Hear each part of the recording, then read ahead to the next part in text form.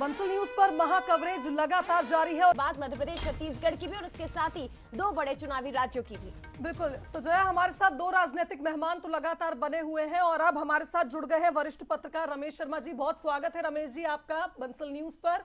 और सबसे पहले ही आपका रिएक्शन यही चाहेंगे, जिस तरह के रुझान आ रहे हैं। वायनाड सीट की हम बात कर रहे थे, प्रियंका गांधी पहली बार चुनावी मैदान में और आप देखिए 460 वोटों से बढ़त भी उन्हें मिल रही है।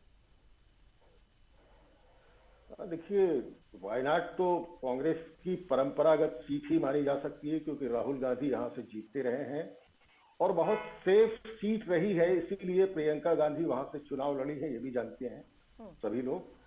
तो कुल मिला के बात ये नहीं है कि प्रियंका गांधी वहां से जीत रही हैं। प्रियंका गांधी वहां के लिए क्या करेंगी, ये सवाल महत्वपूर्ण है, क्योंकि राहुल गांधी भी वायनाड सीट से चुनाव जीतते रहे हैं। वहां उन्होंने वायनाड के लोगों से किए हुए वायदों को कितना पूरा किया, ये तो मुझे लगता है राहुल गांधी से जरूर पूछा जाना चाहिए। और प्रियंका गांधी से भी ये जरूर पूछा जाना चाहिए कि इस चुनाव में जो वास्तविक जनता के मुद्दे हैं, क्या वो मुद्दे डिस्कस हुए हैं, क्या वो मुद्दे हाईलाइट हुए हैं, क्या उन मुद्दों पे राजनीतिक ध्रुवीकरण हुआ है। मुझे लगता है शायद नहीं हुआ है। जनता के जो वास्तविक मुद्दे हैं, सफाई, सड़क, सीवरेज, पेयजल, प्रदूषण से जुड़े हुए, उन मुद्दों पे कभी कोई चर्चा नहीं होती। शिक्षा के मामलों को लेकर देखें, लेकिन जो मुद्दे नहीं होते हैं, खास करके आपस में जो वैमनस्य पैदा करने वाले मुद्दे या एक दूसरे वर्ग के बीच में दरार पैदा करने वाले मुद्दे, ऐसे मुद्दे हमेशा राजनीति में सिरमौर हो जाते हैं और जनता के जो वास्तविक मुद्दे होते हैं वो गौण हो जाते हैं। निश्चित तौर पर रमेश जी, लेकिन जनता तब भी तो उन्हीं पर मोहर लगाती है ना। ये तो हम खुद देख रहे हैं कि किस तरह से विकास के मुद्दे, चाहे आप महाराष्ट्र की बात करें, झारखंड की बात करें या इन उपचुनावों की बात करें, जनता से जुड़े हुए मुद्दे पीछे चले जाते हैं, जातिवाद आगे आ जाता है। इसके साथ ही आप आरक्षण को देख लीजिए या धर्म की लड़ाई जो इस वक्त छिड़ी हुई है, तमाम तरह के हिंदुत्व के मुद्दे इन मुद्दों पर हावी कैसे हो जाते हैं? फिर मोहर तो जनता ही लगाती है। देखिए, हमारे समाज की या हमारे राष्ट्र की या देश की जो कल्पना की गई थी 1950 में जो संविधान बना था, उसमें पहला शब्द है लोक कल्याणकारी राज्य। लोक कल्याणकारी राज्य का मतलब है आप जनता को एजुकेट भी करेंगे। आप तो जनता को वही बता रहे हैं ना, जो जनता को क्या मालूम है कि उसके मुद्दे क्या होने चाहिए। क्योंकि आप लीडर हैं, इसलिए ये आपका फर्ज है कि आप उसको वास्तविक मुद्दों से जोड़ें। मैं लौट के आता हूं रायपुर पे, और रायपुर की ही बात करें।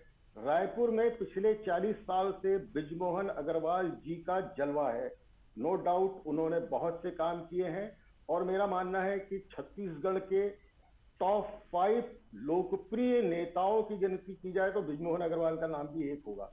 लेकिन मेरा यह मानना है कि रायपुर में भी बहुत सी ऐसी समस्याएं हैं जो लगातार नगण्य हैं, जिन पे डिस्कशन ही नहीं होता। मैं आपको एक आंकड़ा बताना चाहूंगा, स्वच्छता की रैंकिंग में रायपुर शहर का नंबर 21वां है। अकेले बृजमोहन अग्रवाल कुछ नहीं कर लेंगे। This is a matter of whole system. यहां कांग्रेस ने भी रूल किया है, पिछली बार 15 साल बीजेपी ने रूल किया, 5 साल पूरे 5 साल कांग्रेस ने रूल किया और अब बीजेपी की सरकार है 1 लेकिन साल। इसके पीछे की वजह आप रमेश जी क्या मानते हैं? इसके पीछे की वजह आप क्या मानते हैं? होने चाहिए। इसके पीछे की वजह मुझे लगता है येन केन प्रकारेण, मतलब किसी तरह से आपको चुनाव जीतना है और चुनाव जीतना है तो आप गिमिक्स करते हैं।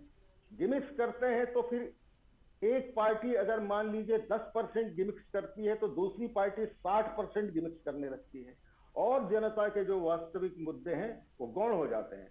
मेरा यानी मानना कुल है मिलाकर ये कहा जाए कि फिर रायपुर की जो जनता है वो ही नहीं तय कर पा रही है कि उसके असल मुद्दे क्या हैं और किन चीजों की जरूरत रायपुर की जनता को है। आप ये कहना चाह रहे हैं? देखिए, इस चुनाव में 50.50% वोटिंग हुई है, यानी 50% लोगों ने वोट ही नहीं दिया। इसके दो कारण हम मान सकते हैं। एक तो पब्लिक तफरीह करने के लिए बाहर निकल गई, घूमने फिरने के लिए, ये नहीं माना जा सकता। और 1 लाख लोगों ने, वोटरों ने वोट नहीं दिया।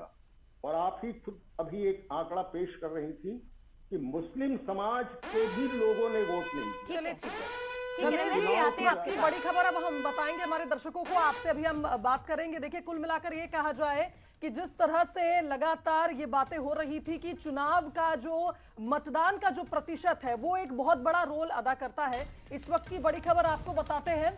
अगर रुझानों की बात की जाए, रायपुर दक्षिण में बीजेपी प्रत्याशी को बढ़त मिली है। ये भी देखना बेहद दिलचस्प होगा। राजनीतिक दल और इसके साथ ही रमेश जी हमारे साथ इस वक्त बने हुए हैं, जो इस पर लगातार विश्लेषण हम बंसल न्यूज़ पर कर रहे हैं। अब आप कह रहे थे कि देखिए, जनता नहीं समझ पाती है, जनता मुद्दों से भटक जाती है, और फिर अब मुझे लग रहा है जनता एक बार फिर मुद्दों से भटक सकती है, क्योंकि अगर आपको लग रहा है कि बृजमोहन जी भी बहुत सारे कार्य नहीं कर पाए, लेकिन फिर भी सुनील सोनी की बढ़त बता रही है कि बृजमोहन जी का जलवा अभी बरकरार है। देखिए, जहां तक बढ़त की बात है तो मैंने देखा है कि अभी डाक मत पत्रों की गिनती शुरू हुई है, तो हम किसी नतीजे पे न पहुंचे हैं। बिल्कुल। डाक मत पत्रों के बाद मुझे लगता है 10 से ज्यादा राउंड्स की नतीजे आएंगे, और निश्चित तौर पे ये तो साफ नजर आ रहा है कि कौन जीत रहा है। 40 साल से एक पार्टी का जो रूल रहा है रायपुर शहर में, रायपुर शहर के लोगों ने जिस तरह से बृजमोहन अग्रवाल को चुना है, तो उनकी पार्टी और सुनील सोनी खुद एक लोकप्रिय नेता हैं, तो उनको अगर बढ़त मिल रही है तो मुझे लगता है ये कोई मुद्दा नहीं होना चाहिए। शायद यही वजह रही होगी कि बीजेपी के कार्यकर्ताओं ने भी इस बार वोट नहीं डाला, क्योंकि उनको लग रहा था कि हमारी पार्टी तो जीत ही रही है।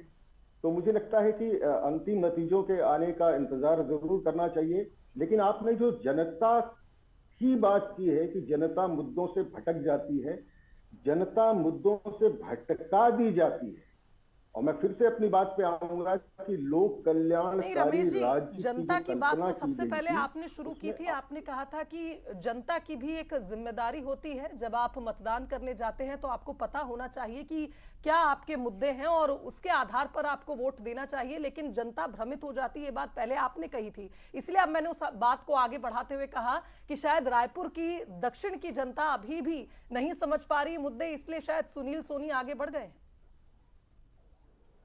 देखिए, रायपुर की जनता के पास तो जो घोषणा पत्र होते हैं, उन घोषणा पत्रों के आधार पर ही वो, किसी पार्टी ने अगर कह दिया कि हम यहाँ मेट्रो रेल लाएंगे, तो जनता तो इस वादे पे भरोसा करती है ना कि वो पार्टी मेट्रो रेल लाएगी। मेट्रो रेल की जरूरत तो है ना रायपुर शहर को।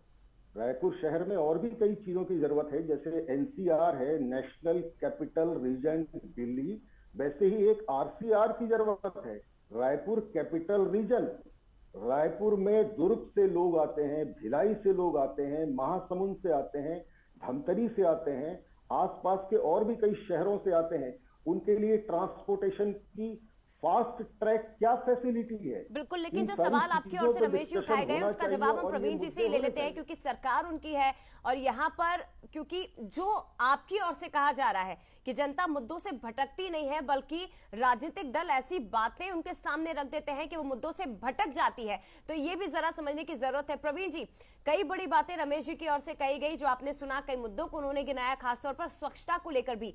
और कितना समय लगेगा सर, क्योंकि राजधानी है रायपुर, कैपिटल है छत्तीसगढ़ की, और उसके बावजूद लंबे समय तक आपकी सरकार थी यहाँ। देखिए, लगातार चाहे स्वच्छता हो चाहे प्रत्येक क्षेत्रों में सो भाजपा की सरकार लगातार काम कर रही है। पिछले 5 वर्षों में अगर रायपुर राजधानी की हम बात करें तो 4 में से 3 सीट कांग्रेस के पास थी। उनके तरह कोई प्रयास नहीं किया गया, इसलिए रैंकिंग में पिछड़े हुए हैं। लेकिन अगर पिछले 11 महीने का कार्यकाल देखें तो लगातार विकास के कार्य आगे बढ़ रहे हैं। रही बात है कि मेट्रो की बात करें थे आदरणीय रमेश जी, तो उनको जानकारी होगी कि बजट में इस विषय को समाहित कर दिया गया है और आने वाले कुछ वर्षों में शीघ्र ही मेट्रो का काम प्रारंभ होकर पूर्ण भी हो जाएगा।